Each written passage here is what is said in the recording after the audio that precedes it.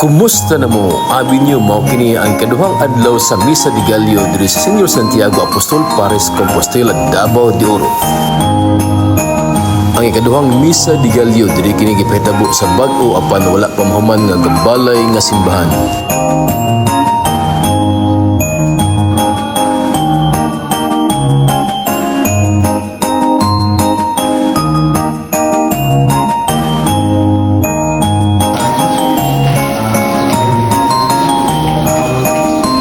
Paghuman sa Misa de Gallo adunay giandam nga libreng merenda para sa tanang nanimba limong adlaw. Libreng merienda dere pagkahuman sa Misa de Gallo.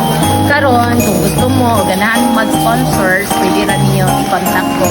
Pwede ninyo i-contact niya akong partner always in crime, si Rosemary. Or kung kinsa pa man, pwede po kay Juncel kaya para i-direct na lang ni Juncel sa kuha. Please, i-share inyong mga blessings Kung sa may kuha ni para tripod or kapito o kapulo or kapila millions ang balik na sa inyo na.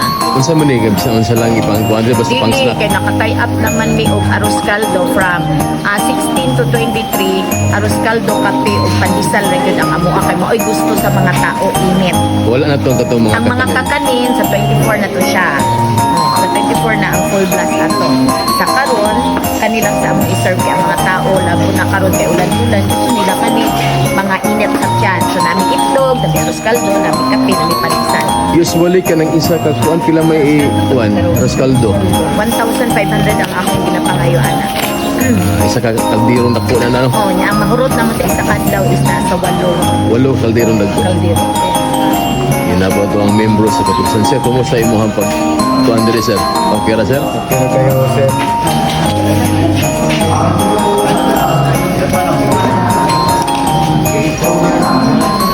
Napit si Ma'am Maruha. Askang daghan na giandam nga snacks para nining adlaw. Ug atong pagpasalamat sa mga taong ning voluntaryo nga mag-provide og merinda para sa mga nanimbahay karong adlaw.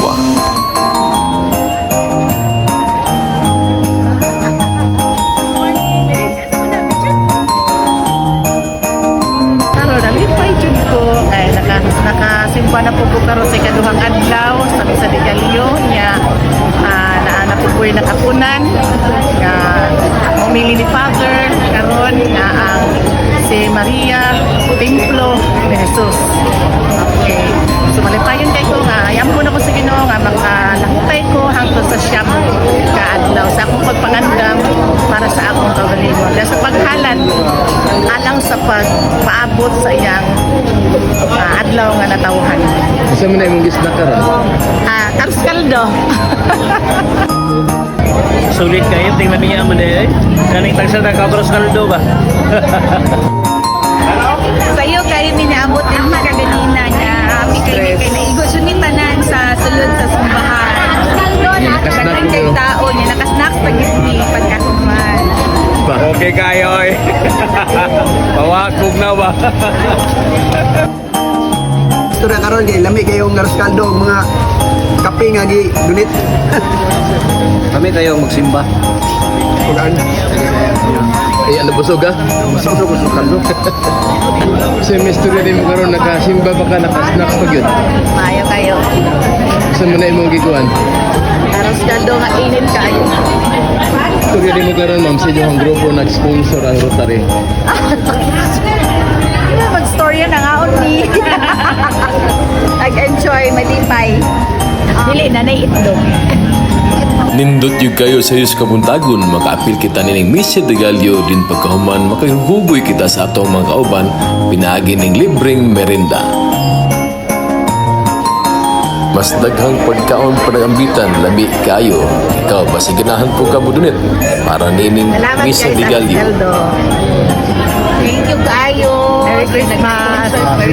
Hangtod sa sunod panahon, istorya ta. Kusog. Simpa.